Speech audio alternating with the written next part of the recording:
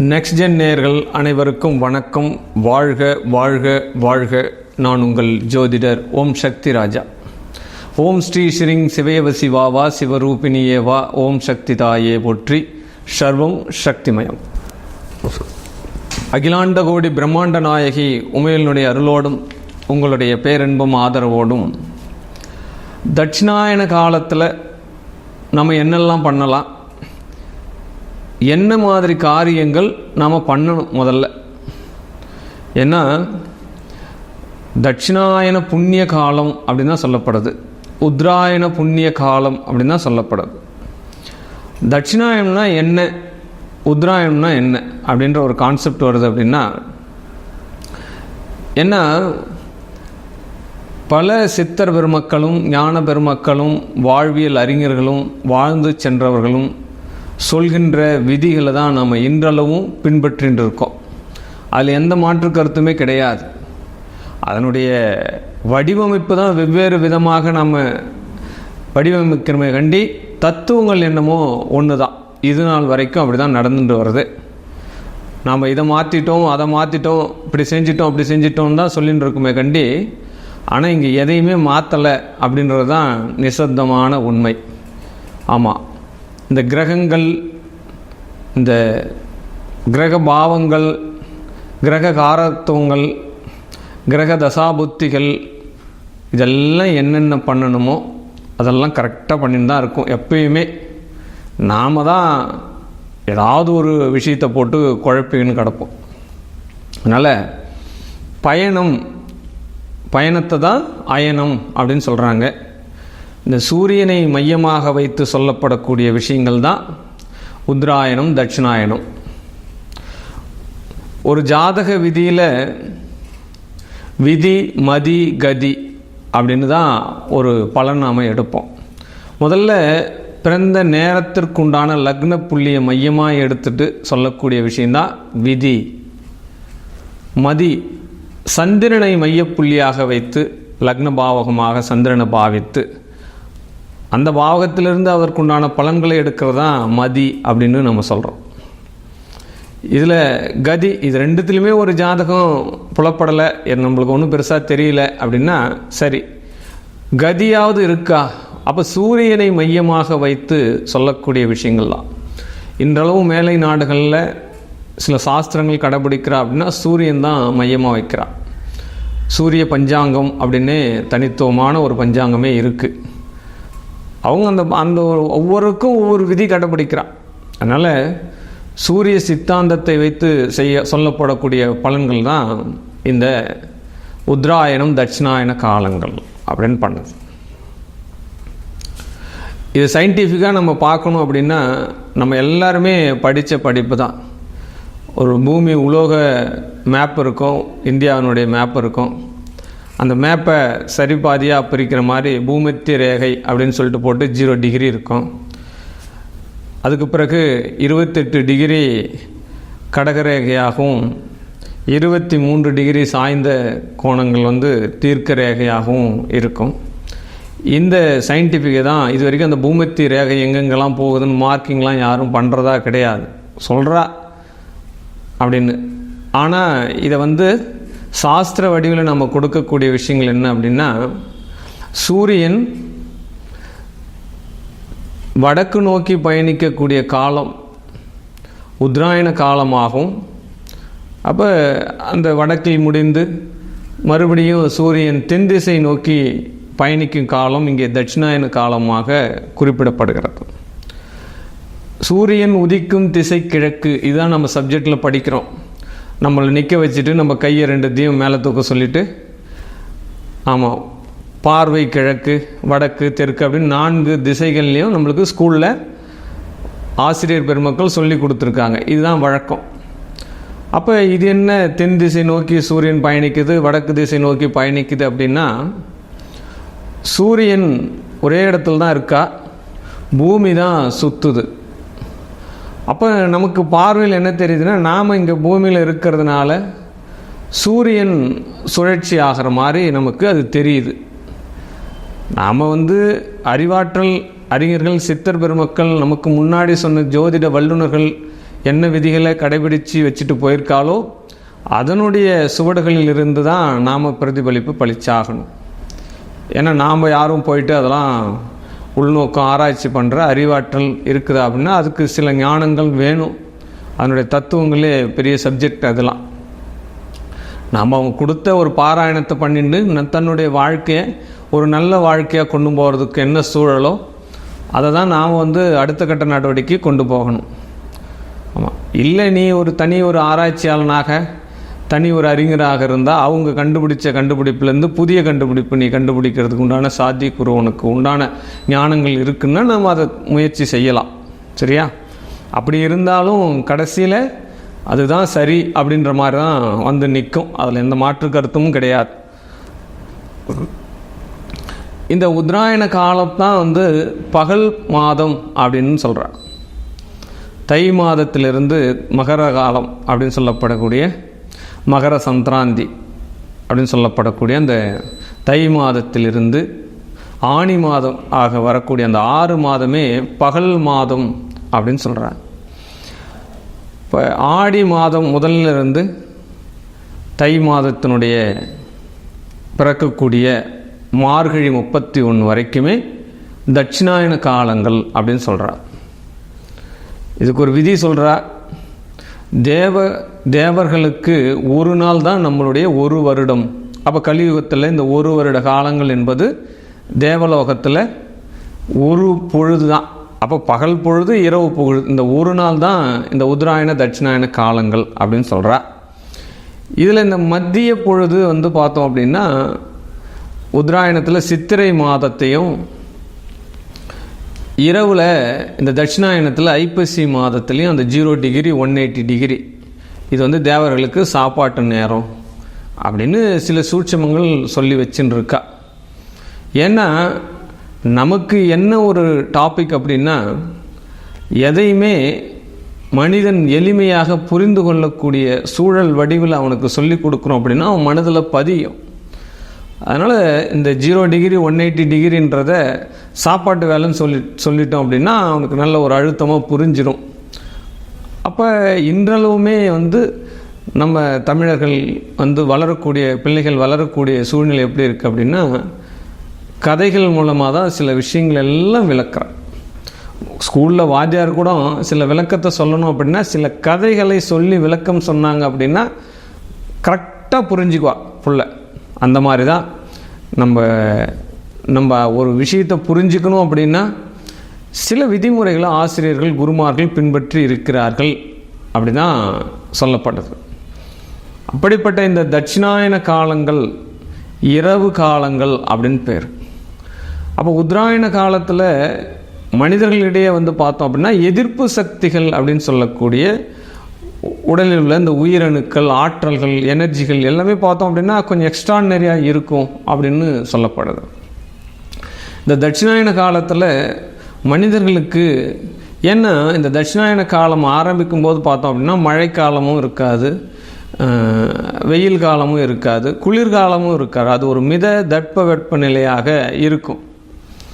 இப்படிப்பட்ட இந்த சூழ்நிலை கால சூழ்நிலை மாறும்போது அந்த உடல் அமைப்புக்கு ஏற்ற காரத்துவம் மாறும்போது நோய் நொடிகள் பிணிகள் எல்லாம் மனிதனை தாக்கும், கிருமிகள் உருவாவதற்கு உண்டான சூழல்கள் ஏற்படும் அப்படின்னு சயின்டிஃபிக்காக ஆராய்ச்சி பண்ணி வச்சுருக்கா.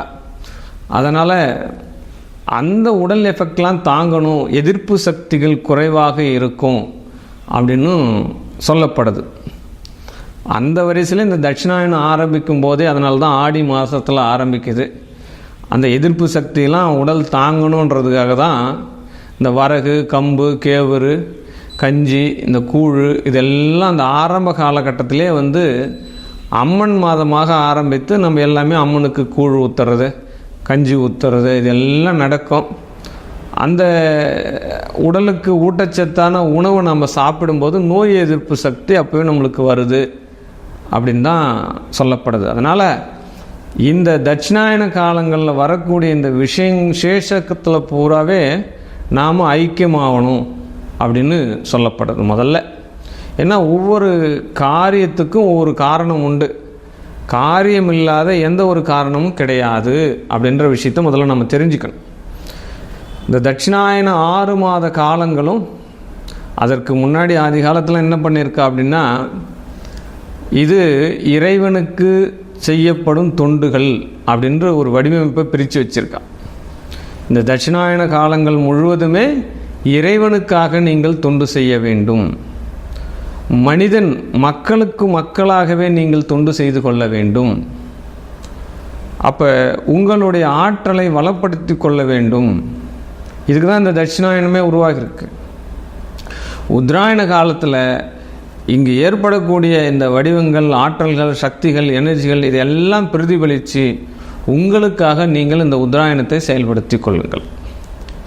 அப்போ வீடு கட்டுறதாகட்டும், திருமணமாகட்டும், ஒரு நல்ல ஒரு விசேஷ விஷயங்களாகட்டும், தனக்காக செய்து கொடுக்கக்கூடிய காலம், தங்களுக்காக, தன்னுடைய குடும்பத்திற்காக, தன்னுடைய பிள்ளைகளுக்காக, மனைவிகளுக்காக ஒரு காரியம் செய்யணும் அப்படின்னா உத்தராயணத்தை பயன்படுத்தி இருக்கிறார்கள். இப்போ தட்சிணாயனத்தை எதற்காக பயன்படுத்தணும்? நம்மளுடைய ஆற்றலை வளப்படுத்தி கொள்வதற்காக.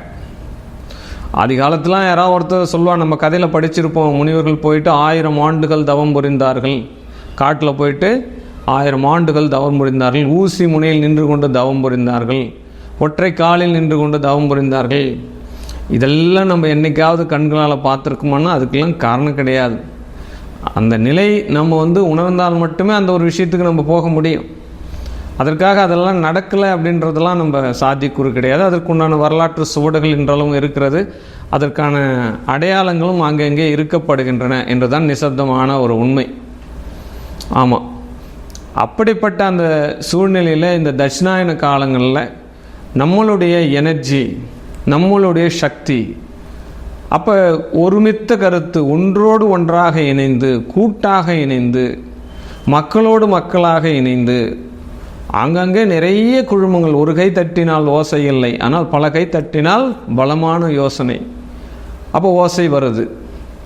இந்த மாதிரி விஷயங்கள் எல்லாம் செய்யணும் தான் இந்த தட்சிணாயன காலங்களே முதல்ல நம்ம உருவாக்கப்பட்டிருக்கிறது. சாதாரணமான விஷயம் அல்ல, இது அறிவாற்றலான விஷயம், ஒரு ஜோதிட சாஸ்திரத்துக்குள்ளே இருக்கக்கூடிய விஷயம். ஆனால் இதையெல்லாம் இப்போ இருக்கக்கூடிய நாம் கடைபிடிக்கிறோமா அப்படின்னா அங்கே ஒரு கேள்விக்குறி தான். அதெல்லாம் யாரும் கடைபிடிக்கிறது இல்லை அப்படின்னு தான் சொல்லப்படுது. இன்றைக்கி எல்லாமே நம்ம என்ன நினைக்கிறோம் அப்படின்னா, கஷ்டப்படக்கூடாது, வியர்வை வரக்கூடாது. ஆமாம், உடல் உழைப்பு தராமல் என்னென்ன வருமானம் வருது எல்லாத்தையும் எடு அப்படின்னு தான் யோசிச்சிருக்கா. ஒரு மனுஷனும் அதை தான் யோசிக்கிறா. ஆமாம், என்னைக்கு விவசாயம் செய்வதற்குண்டான சூழ்நிலை அடுத்து போகிறதோ அன்னைக்கே உடல் உழைப்பு என்பது விட்டு விடுகிறோம் இல்லையா?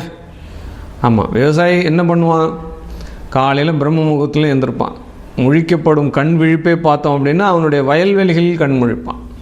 அந்த பூமியில் உழுவான், அந்த பூமியோடு பூமியாக இருப்பான். அவன்தான் தேவன், அவன்தான் கடவுள். ஆமாம், பிற உயிர்களுக்கெல்லாம் உணவை கொடுப்பவன் தான் கடவுள், அவன்தான் விவசாயி. இன்றைக்கு அந்த விவசாயி என்ன நினைக்கிறாங்க? விவசாயம் பண்ணுறாங்க, தன்னுடைய கஷ்டத்தை பிள்ளைங்க படக்கூடாது, எல்லாம் நினைக்கிறது தான். தான் பட்ட கஷ்டத்தை தன்னுடைய மகன் படக்கூடாது. சரி, அப்போ என்ன பண்ணணும்? அப்போ படிக்க வைக்கணும். சரி, படித்தா அறிவு வளரும், ரைட்டு, இல்லைன்னு சொல்லலை. ஆனால் உழைப்பு பண்ணணுமா பண்ணக்கூடாதா? உழைப்பை கற்றுக் கொடுக்க வேண்டுமா கற்றுக் கொடுக்கக்கூடாதா? கண்டிப்பாக கற்றுக் கொடுக்க வேண்டும். இன்றைக்கும் ஒவ்வொரு குடும்பத்துலேயும் சில இடங்களில் என்ன தான் படித்தாலும், எவ்வளவு பெரிய உயர்வுக்கு போனாலும், உழைப்பதற்கு அங்கே வீட்டுக்கு வந்தால் கண்டிப்பாக அப்படியே சட்டையை கட்டி போட்டுட்டு, என்ன வேஸ்ட் சட்டையை கட்டிட்டு, கண்டிப்பாக மம்முட்டியோ கடப்பாரையோ எடுத்துட்டு கொல்லிக்கு போகக்கூடிய, வயல்வெளிக்கு போகக்கூடிய பழக்கம் சில மனிதர்கள்கிட்ட இருக்கத்தான் செய்கிறது, இல்லைன்னா நான் சொல்லலை. பெரிய பெரிய பதவிகளில் விட்டு மறுபடியும் விவசாயத்தை கையில் எடுக்கக்கூடிய ஆட்களும் இருக்கத்தான் செய்கிறார்கள். அப்போ உடல் உழைப்பை கொடுத்தால்தான் நாம் இங்கே உயிர் ஆக இருக்க முடியும். பல உயிர்கள் வாழ வேண்டும் என்றால் உடல் உழைப்பு இங்கே தியாகம் செய்ய வேண்டும், வியர்வை துளிகள் சிந்த வேண்டும். அப்போ இந்த தட்சிணாயன காலம் என்பது உங்களுடைய சக்தியை மேலோக்கி கொள்ள வேண்டும். ஆமாம், எப்படி சார் சக்தியை நாம் எப்படி மேலோக்கி கொள்வது? அதற்குண்டான வழிகள் என்ன? அதற்குண்டான முயற்சிகள் என்ன? அதை எப்படியெல்லாம் ஃபாலோ பண்ணால் நம்மளுக்கு எனர்ஜி வரும். அப்போ இது ஒன்றும் நம்ம இன்றைக்கி தான் வந்து புதுசாக சொல்லணுன்றதான் இல்லை. சொல்லப்பட்ட விதிகளை நாம் மீண்டும் மீண்டும் சொல்லிக்கொண்டே இருக்க வேண்டும். இதுதான் தத்துவம். ஆமாம், நாம் இன்றைக்கி வந்து புதுசாக இந்த ஏட்டை மாற்றுறதோ செயல்களை மாற்றுறதோ கூடாது. அதனால் இந்த தட்சிணாயன காலத்தில் இந்த மேஷம் முதல் மீனம் வரை எந்த காரியத்தை நாம் செய்து நம்மளுடைய ஆற்றலை பெருக்கிக் கொள்ள வேண்டும், எந்த காரியங்கள் எல்லாம் நமக்கு டீஆக்டிவேட்டாக நடக்கும், அப்போ எப்படி நம்ம வாழ்க்கையில் முன்னேற்றுறது, அடுத்து வரக்கூடிய இந்த உத்தராயணத்தை நமக்குண்டான ஒரு முத்ராயணமாக மாற்றுவது எப்படி, அப்போ உத்தராயணத்தில் எப்படி இருக்கணும், தட்சிணாயனத்தில் எப்படி இருக்கணும். இப்போ தட்சிணாயன காலம், அதனால் இந்த தட்சிணாயன காலத்தில் எந்த மாதிரி நம்மளுடைய கடமைகளை செய்து என்னென்ன பூஜைகள் புனஸ்காரங்கள் செய்து நம்மளுடைய மனதையும் உடலையும் ஒருமித்தே எடுத்து போயிட்டு நாம் வாழ்க்கையில் வெற்றி பெறுவது எப்படி அப்படின்ற ஒரு சப்ஜெக்ட் தான் உங்களுக்கு நான் மேஷத்திலிருந்து மீனம் வரை சொல்ல போகிறேன். நிதானமாக கேளுங்க, பொறுமையாக பாருங்கள். இந்த தட்சிணாயன காலத்தில் உங்களுக்கு வெற்றி உறுதி, அதில் எந்த மாற்று கருத்தும் கிடையாது. வாழ்க வாழ்க வாழ்க. துலாம் ராசி நேயர்களுக்கு ஆனந்த வணக்கம். வாழ்க வாழ்க வாழ்க. இந்த துலாம் ராசி நேயர்கள் இந்த தட்சிணாயனத்தில் உங்களுடைய 6ஆம் லெவல் இந்த பிரபஞ்சம் கொடுக்கக்கூடிய அபிவிருத்தி எப்படியெல்லாம் நாம் அதை ஈர்க்கிறது, எப்படி நாம் எடுத்துக்கொள்வது. பொதுவாகவே இந்த துலாம் ராசி நேயர்கள் யாராவது ஒருத்தவங்க சின்ன சொல்லிட்டா கூட உங்களால் தாங்க முடியாது. அந்த சொல் உங்களை அப்படியே கொன்னுடும். ஏன்னா நேர்மையின் சிகரமாக இந்த துலாம் ராசிக்காரர்கள் இருப்பாங்க. அவ்வளோ ஒரு நேர்மை, ஆமாம், அவ்வளோ ஒரு கணக்கு. என்னுடைய உழைப்பை நான் கொடுக்குறேன், அதற்குண்டான வருமானத்தை நீ கொடுக்குற, உனக்கு என்ன உழைப்போ அதற்குண்டான வருமானத்தை நான் கொடுக்குறேன், அவ்வளோதான். சரியாக இருக்க வேண்டும் எல்லாமே அப்படின்னு நினைக்கக்கூடிய ஒரு ராசி எது அப்படின்னு பார்த்தோம்னா துலாம் ராசி தான். ரொம்ப ரொம்ப டெடிடேஷன் ஆஃப் தி மைண்டு. இந்த துலாம் ராசியில் இருக்கிறவங்களாம் பார்த்தோம் அப்படின்னா ஒரு முடிவு எடுக்கிறதுக்கே அவ்வளவு டைமிங் எடுத்துப்பா. ஏன்னா அந்த முடிவு சரியாக இருக்கணும். ஆமாம், பிரச்சனைக்குரிய விஷயங்கள் சற்று தள்ளி போடுவது நல்லதுன்னு பெருந்தலைவர் பேரறிஞர் ஒருத்தர் சொல்லியிருக்கார். ஆமாம், ஒரு பிரச்சனை, ஒரு விஷயம் பெரிய பிரச்சனையாக இருக்கக்கூடிய ஒரு பிரச்சனை நடந்திருக்கு அப்படின்னா அந்த முடிவை உடனே எடுக்க வேண்டியது அவசியம் கிடையாது. கொஞ்சம் தள்ளி போடுங்க, அதுவே வந்து ஒரு முடிவு கொடுத்துரும், அந்த பிரச்சனையே அதுக்கு முடிவு கொடுத்துருக்கும் அப்படின்னு சொல்லப்போம். அந்த மாதிரி ஒரு மைண்ட் செட் இந்த துலாம் ராசி நேயர்களுக்கு உண்டு அப்படின்னு சொல்லப்படுது. அலாவித கற்பனை திறன். ஆமாம், அப்படியே அமர்ந்துனே இருக்கிறது, உட்கார்ந்த இடத்துல இருந்தே அனைத்து உலக நாடுகள்லேயும் இந்த எண்ணங்கள் போயிட்டு என்ன பண்ணணும்னா ஒரு சுழற்சி முறையாக வருமா. அந்த மாதிரி ஒரு கற்பனை வளம் அதிகமாக உள்ள ராசி இந்த துலாம் ராசி அப்படின்னு சொல்லப்படுது. யாரா ஒருத்தவங்க ஒரு சின்ன சொல்லிட்டா கூட தாங்க மாட்டாங்க. நான் அந்த மாதிரிலாம் இல்லை, என்னை எப்படி அவன் சொல்லிடலாம் அப்படின்ற ஒரு ஃபைட்டுக்கு ஸ்ட்ரெயிட்டாக வரக்கூடிய ஒரு ராசி அப்படின்னு பார்த்தோம் அப்படின்னா அது துலாம் ராசி அப்படின்னு சொல்லலாம். இந்த துலாம் ராசிக்கு உண்டான ஒரு உதித்த திறமை என்ன அப்படின்னா பெரும் பெரும் தலைவர்களாக இருக்கிறது, நீதிமான்களாக இருக்கிறது, அரசியல் அதிகாரத்துறையில் இருக்கக்கூடிய ஒரு ராசி. அதுக்கெல்லாம் வர்றதுக்கு தகுதியான ராசி என்ன ராசி அப்படின்னு பார்த்தோம்னா அது துலாம் ராசியாகத்தான் இருக்கும். ஆமாம், இந்த ராசியில் பார்த்தோம் அப்படின்னா மதங்களை ஒரு பரிணாம வளர்ச்சிக்கு கொண்டு போகக்கூடிய ஒரு ராசி. மத சீர்திருத்தவாதிகள் அப்படின்னு சொல்லுவாங்க இல்லையா. ஒரு மதம் ஒரு இனத்தில் என்ன பண்ணுவோம் அப்படின்னா சில தீண்டாமை கொடுமைகள் வச்சுருப்பா. இப்போ சாஸ்திரங்களுக்கே முரணற்ற ஒரு வழிபாடுகளை எல்லாம் வச்சுருப்பா. அதெல்லாம் இருக்கக்கூடாது. மதம்னா இப்படி தான் இருக்கணும், மனிதன்னா இப்படி தான் இருக்கணும், அதற்குன்னு ஒரு நியதி கொடுத்து ஒரு நேர்மை கொடுத்து ஒரு நீதி நெறிமுறையை வகுக்கக்கூடிய ராசி எது அப்படின்னு பார்த்தோம் அப்படின்னா அது துலாம் ராசி தான். துலாம் ராசியில் எந்த இடத்துல பிறக்கிறாரோ அந்த பிறந்த இடத்துக்கு இவர் பெயர் புகழ் நல்லபடியாக இருக்கும் அப்படின்ற ஒரு விஷயத்தையும் தெரிஞ்சுக்கலாம். ஏன்னா துலாம் ராசியில் ஒரு சமுதாய தலைவராக ஒரு சமுதாயத்தில் பிறக்கிறார் அப்படின்னா அந்த சமுதாயத்தில் இவருடைய வளர்ச்சி அந்த சமுதாயத்தினுடைய வளர்ச்சியாக இருக்கும். அந்த மாதிரி ஒரு கான்சன்ட்ரேஷன் கொண்டு போவார். அதுதான் அந்த துலாம் ராசிக்கு உண்டான ஒரு விஷயம். மற்றவர்களுடைய வழிகாட்டியாக இவர் இருப்பார். ஆமாம், இவர் செய்யக்கூடிய காரியம், இவங்க நடக்கக்கூடிய நடவடிக்கை, பிற்காலத்தில் இவரை சுட்டி காட்டி இவங்கெல்லாம் இப்படி இருந்தாங்க பார் அப்படின்னு சொல்கிற மாதிரி ஒரு நடவடிக்கையில் இருக்கக்கூடிய ராசி இந்த துலாம் ராசியாக இருக்கும் அப்படின்னு சொல்லப்படுது. நாணயத்திற்கு பெயர் போனவர்கள், நீதிமான். ஆமாம், கரெக்டாக இருப்பார். ஆமாம், இந்த ஆண்டே ஒரு 10 கிராம் அதிகமாகக்கூடாது, இந்த ஆண்டே ஒரு 10 கிராம் அதிகமாகக்கூடாது, சரியாக இருக்கணும் அப்படின்னு சொல்லக்கூடிய ஒரு ராசியாக இந்த துலாம் ராசிக்காரங்களாம் இப்படி தான் இருப்பாங்க அப்படின்னு சொல்லப்படுது. தர்மத்திற்காகவும் சத்தியத்திற்காகவும் எப்பொழுதும் உறுதுணையாக இருக்கக்கூடிய ஒரு ராசி இந்த துலாம் ராசி அப்படின்னு சொல்லப்படும். இந்த துலாம் ராசிக்கு ஒரு எடுத்துக்காட்டாக தர்ம தேவதை தான் வச்சிருக்கா. ஆமாம், நீதி தேவதை தான் இன்றளவும் அதுக்குண்டான ஒரு விளக்கத்தை கொடுக்குறா துலாம் ராசிக்கு. அதே நேரத்தில் ஒரு வார்த்தை ஒருத்தவங்க மேலே பிரயோகிக்கிறாங்க அப்படின்னா, ஒரு வார்த்தை சொல்கிறாங்க, ஒருத்தவங்களை ஒரு கட்டுப்படுத்தணும், அந்த வார்த்தை பார்த்தோம் அப்படின்னா அப்படிப்பட்ட ஒரு இன்ஜெக்ஷன் போட்ட மாதிரி.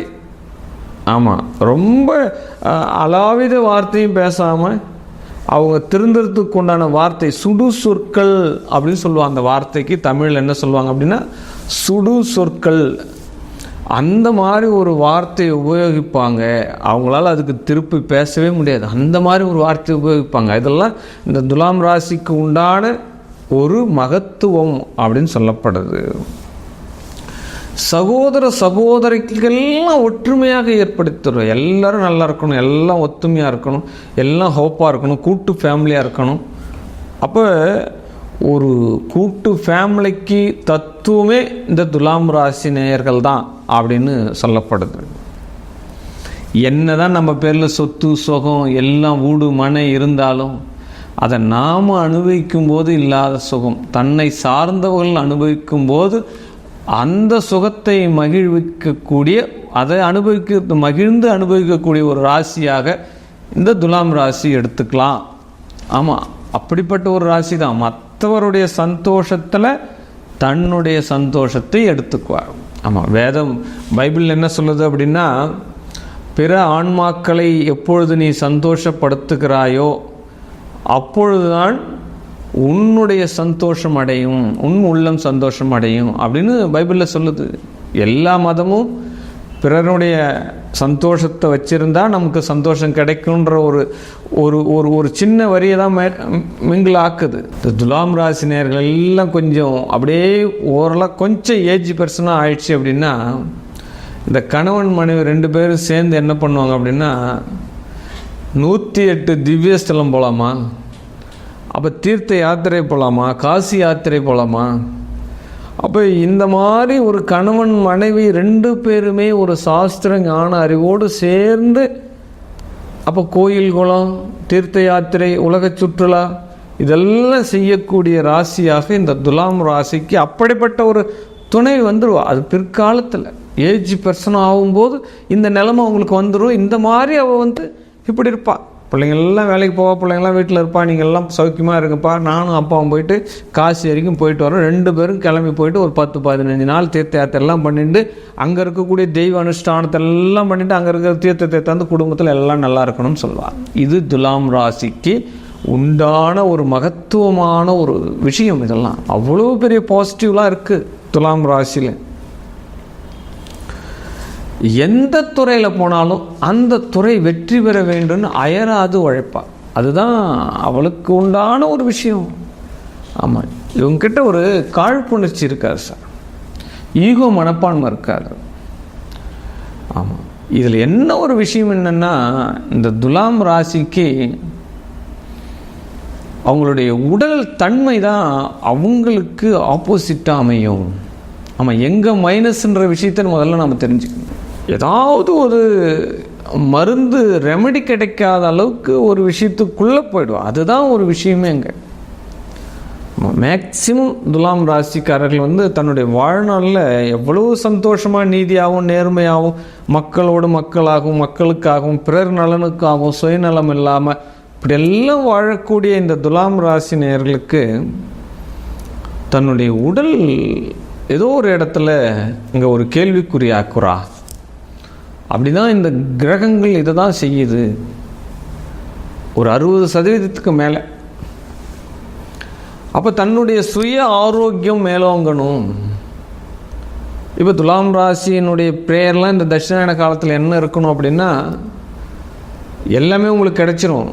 எது லைஃப்பில் கிடைக்கணுமோ அது செட்டில் ஆகிடும். ஒன்றும் பிரச்சனை வராது. இன்னைக்கு நிலைமையை நினச்சி நீங்கள் எப்பயும் கவலைப்படக்கூடாது. ஏன்னா துலாம் ராசியில் கண்டிப்பாக சொத்து சுகம் அமையும், வீடு மனை வண்டி வாகனங்கள் எல்லாம் அமையும். முற்பகுதியில் அமையினாலும் பிற்பகுதியில் அமைஞ்சிடும். உங்கள் பிள்ளையாரெல்லாம் சௌபாக்கியமாக இருப்பா. நீங்கள் நிறைய தீர்த்த யாத்திரை போவீங்க, காசி யாத்திரை போவீங்க, நிறைய கோயில்களும் எல்லாம் அனுஷ்டானம் பண்ணுவீங்க. இதெல்லாம் பாசிட்டிவ் தான். அதுக்கெல்லாம் இந்த உடல் ஒத்துழைக்கணுமே சார். இந்த உடல் மட்டும்தான் சார் எனக்கு கொஞ்சம் டிப்ரெஷன் கொடுக்குது. திருமூலர் என்ன சொல்லியிருக்கார் அப்படின்னா, உடல் வளர்த்தேன் உயிர் வளர்த்தேன் அப்படி தான் சொல்லியிருக்கார். அப்போ எந்த அளவுக்கு நீங்கள் உங்களுடைய உடலை பாதுகாக்கிறீர்களோ அப்போதுதான் உங்களுடைய உயிர் ஆயுள் நீட்டிக்கும் அப்படின்னு சொல்கிறார். எல்லாருடைய விஷயம் தான். அப்போ இந்த உயிர் இந்த உடலுக்குள்ளே இருக்கணும்னா, இந்த உடல் முதல்ல சௌகரியமாக இருக்கணும், ஆரோக்கியமாக இருக்கணும். இந்த பஞ்சபூதத்தினுடைய தன்மை எடுத்துக்கொள்ளும் அளவிற்கு இந்த உடல் இருக்கணும். ஏதாவது ஒரு பஞ்சபூதத்தில் ஒரு பூதத்தன்மை ஏதாவது குறைஞ்சாலும் இந்த உடல் வீக்னஸ் ஆகிடும். அந்த ஒரு பிரச்சனை தான் இந்த துலாம் ராசிக்கு வரும்.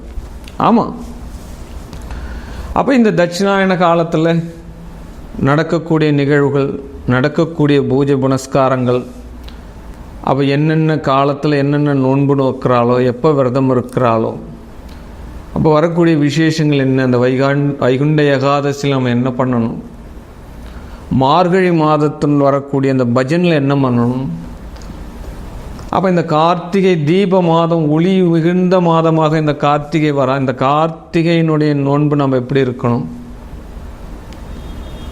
இதெல்லாம் சாஸ்திர அறிவுகள் எல்லாம் உள்ளுணர்வு எடுத்து இந்த தட்சிணாயன காலத்தில் நீங்கள் பண்ணக்கூடிய இந்த தெய்வ அனுஷ்டானங்கள், தெய்வ நாமங்கள், மந்திர உச்சாரணங்கள், நீங்கள் பண்ணக்கூடிய நோன்புகள், இதெல்லாம் உங்களுடைய அந்த உடல் நலத்தை சரியாக வச்சிருக்கக்கூடிய ஒரு விஷயத்தை தான் பண்ணும்.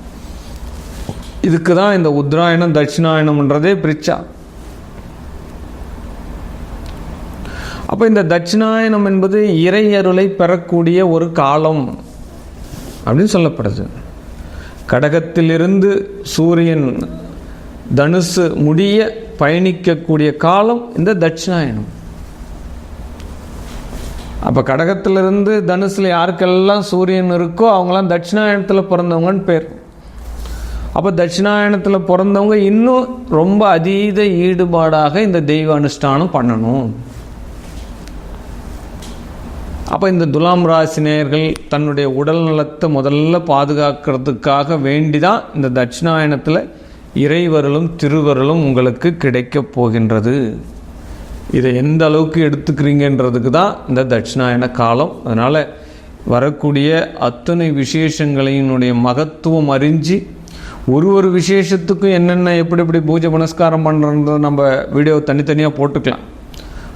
முதல்ல இந்த தட்சிணாயன காலம் என்பதே இறை அருளை மிகைப்படுத்தி கொள்வதற்காகத்தான். அதனால் இந்த துலாம் ராசிக்கு இதெல்லாம் பாசிட்டிவ், உடல் நலம்தான் லாஸ்ட்டில் மைனஸாக வரும்.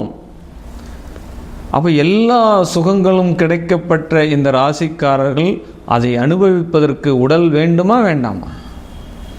அப்போ சரீரம் எந்த ஒரு நோய் நொடி இல்லாமல் நற்பண்புகளோடு இருந்தால் மட்டுமே நாம் அனைத்து சுகங்களையும் அனுபவிக்க முடியும். அப்போ அந்த உடல் நலத்தை சரியாக இருக்க வேண்டி இந்த தட்சிணாயன காலத்தில் அனைத்து விசேஷங்களையும் நீங்கள் ஈடுபடுத்திக்கோங்க. புண்ணிய ஆத்மாவாக மாறி நன்னெறியோடு நல்வொழுக்கத்தினோடும் வாழ அருள் புரிவாய் இறைவா அப்படின்னு வேண்டி இந்த துலாம் ராசினியர்களுக்கு ஆனந்தமும் அற்புதமும் கிடைக்கப் பெறுவாயாக. வாழ்க வாழ்க வாழ்க.